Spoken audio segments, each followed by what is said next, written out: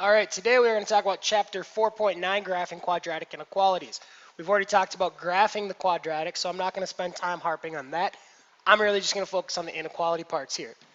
So the first thing we need to remember are the three different kinds of forms we're going to get when we're graphing quadratics. The first one is going to be your standard form. With your standard form, you're going to need to find your axis of symmetry, the vertex, and your y-intercept. I'm okay with you just finding the 3 points and then graphing those. You might want to find 5 just to make sure you get a good graph.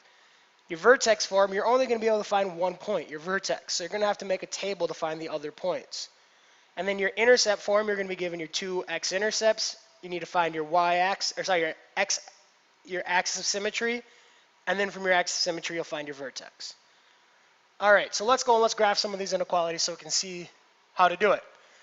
So first thing we can do is we need to look at this. There's a couple things we know right off the bat. First thing we know is we know that it's flipped upside down because it's a negative. We also know our vertex because it's in vertex form.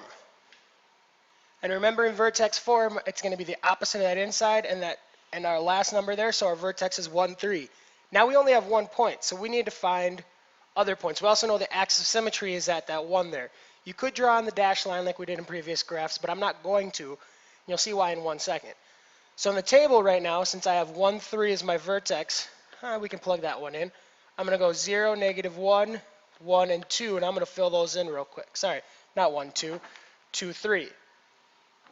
2, 3, and I'm going to go and find those points quickly. So again, you can get away with just finding 3 points. I'm going to find 5 and graph each of those. So if you look at those, I'm going to graph those quickly. So if you look at those, they should be mirror imaged over the axis of symmetry. Now we need to look at how we're going to make this parabola. Are we going to make it solid or are we going to make it dashed? Well, that's what we need to look at this guy for, our inequality. Since it's not less than or equal to, we need to make a dashed parabola. And I'm going to graph that quick. Again, I'll apologize for my inability to draw well, but there's my parabola. And now I need to put in a test point to test where we need to shade. Remember, my favorite test point is to do 0, 0 if it's not on the actual parabola. So I'm going to plug in 0, 0. Well, we already know when we plug in x equals 0, our right side here is going to equal 2. So our right side is going to equal 2, and our left side is going to equal 0. Now 0 is less than 2, so that means we need to shade on the inside of the parabola. So it looks a little something like that. Remember, when we're doing inequalities, that means that it is every single thing. There are infinitely many solutions. It's every single thing that's inside that parabola would work. Nothing on the parabola will work because it is just less than, it's not less than or equal to. All right, let's try another one. And again, there's a couple things we can know right away. We know this is going to be opening up because it's a positive in front of that x squared. We also know it's going to be stretched because that positive number is greater than 1. So let's go ahead and let's think about what we need to find for this. We need to find our axis of symmetry. And remember, to find the axis of symmetry, we do x equals -b over 2a. From there, we need to find our vertex. And we find our vertex from taking that -b over 2a and plugging it into our equation. Then we also need to find our y-intercept, and that one's easy as just doing 0 and our c value. So let's go find all those. I want you guys to find them while I find them as well. Now again, I have the axis of symmetry. I could do my vertical dashed line there. I'm not going to just because of the inequalities. Our vertex is -2, -2, and our y-intercept is 0, 6. So let's graph those. Now right here, it only looks like we have 2 points, but remember that 0, 6, if our axis of symmetry is at -2, that means that we have a mirrored image over that. So we have another third point right there. Now again, you could probably get away with drawing this, but I'm going to do fourth and fifth points here, and I'm going to do my XY table. And since I already know those ones, I'm not going to plug in the other pieces, but I'm going to go around the vertex.